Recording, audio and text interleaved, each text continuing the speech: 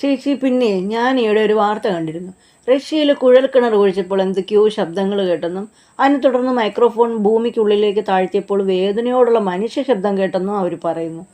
എൻ്റെ പാസ്റ്റർ ഇതിനെക്കുറിച്ച് പറയുന്നത് നരകത്തിലേക്കുള്ള സമ്പൂർണ്ണ കവാടമാണെന്നും മാത്രമല്ല അവിടെ കേട്ട ശബ്ദങ്ങളൊക്കെ നരകത്തിൽ പീഡനം അനുഭവിക്കുന്ന മനുഷ്യരുടേതുമാണെന്നാണ്. ഇത് ശരിക്കും സത്യമാണോ ചേച്ചി? ഇതിനെക്കുറിച്ച് ബൈബിൾ എന്താ പറയുന്നത്? ആദ്യം ഞാൻ ആത്മാവിനെക്കുറിച്ചുള്ള സത്യം വ്യക്തമാക്കാം. ആത്മാവ് എന്താണെന്നാണ് ലൂസി കരുതുന്നത്? ഞാൻ കരുതുന്നത് ആത്മാവ് ഒരു മനുഷ്യൻ്റെ അഭൗതിക ഭാഗമാണ്. മാത്രമല്ല ആ വ്യക്തി കുലീനനാണെങ്കിൽ അവൻ സ്വർഗത്തിലേക്ക് പോകും.